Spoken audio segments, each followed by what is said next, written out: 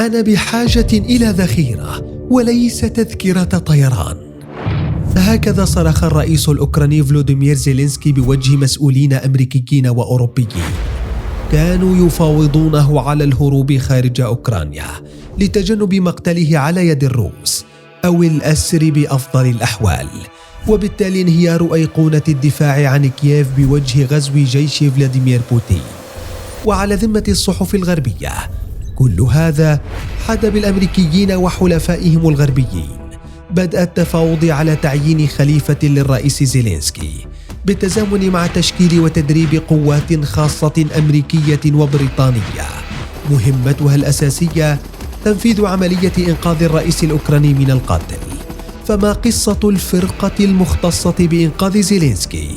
وما هي خطط الغرب لخليفة رئيس أوكرانيا وتأسيس حكومة منفى فور سقوط كييف؟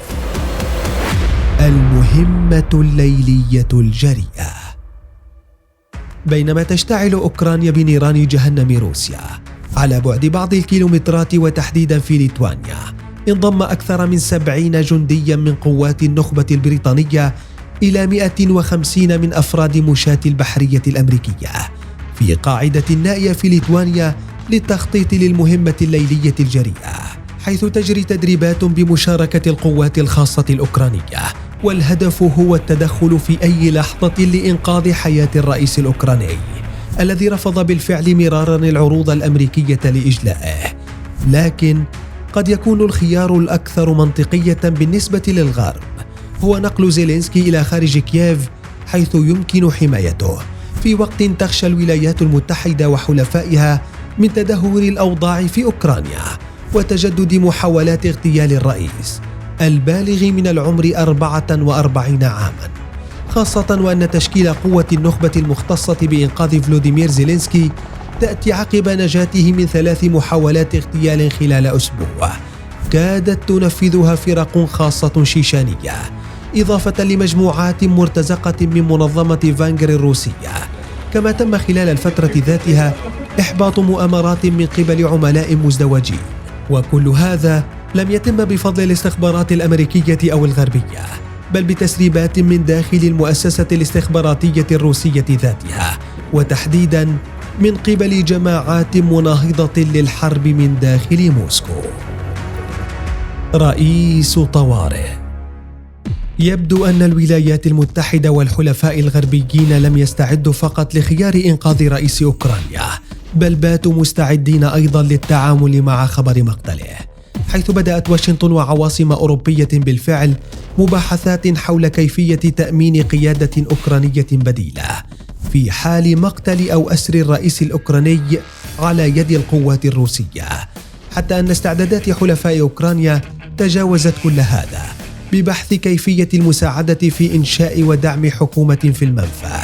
يمكن أن توجه عمليات حرب العصابات ضد الروس حال سقوط كييف، خاصة مع استمرار تدفق الأسلحة الأمريكية والغربية للجيش الأوكراني، ما قد يجعلها حاسمة لنجاح حركة التمرد عندما تندلع حرب الشوارع. إذ إنه بحسب مراكز الدراسات الأوروبية والأمريكية فإن واشنطن وحلفائها استعدوا لإدارة دعم تمرد عسكري ما بعد سقوط أوكرانيا. سيكون الرئيس الأوكراني فلوديمير زيلينسكي القوة المحورية فيه للمحافظة على الروح المعنوية وحشد الأوكرانيين الذين يعيشون تحت الاحتلال الروسي لمقاومة خصمهم القوي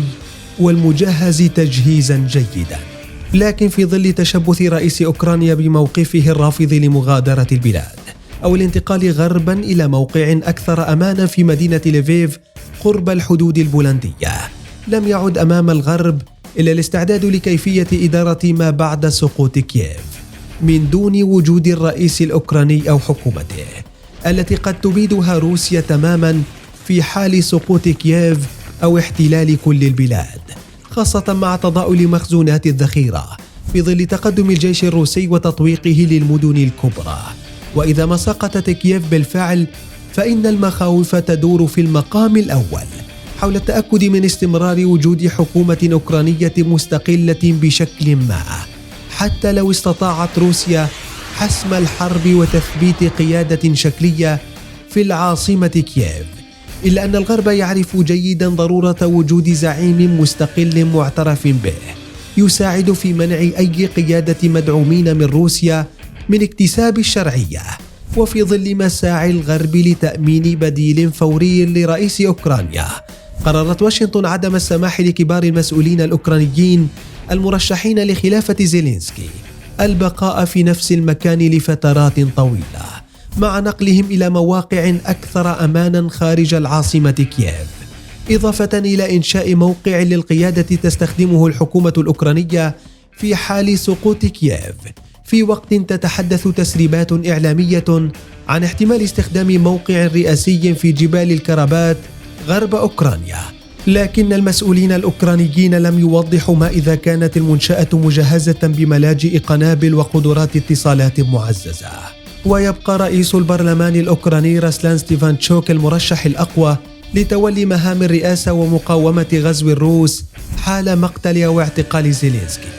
إذ إنه بموجب الدستور الأوكراني يتولى رئيس البرلمان منصب رئيس الدولة بالإنابة إذا ما تعرض الرئيس لأي مكروه. وبالنسبة لأمريكا والغرب، يبدو أن ستيفانتشوك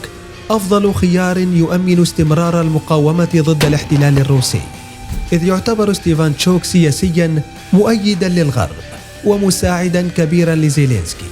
خاصة وأن ستيفانتشوك ظهر مؤخرا في صورة مع الرئيس وهو يوقع طلب أوكرانيا لعضوية الاتحاد الأوروبي، قبل أن يشارك في لقاء افتراضي مع رئيس البرلمان الأوروبي. وأنت لو كنت مكان الرئيس الأوكراني زيلينسكي، هل ستقاوم حتى النهاية وإن كان مصيرك القاتل؟ أم ستختار مغادرة البلاد لقيادة المقاومة من الخارج؟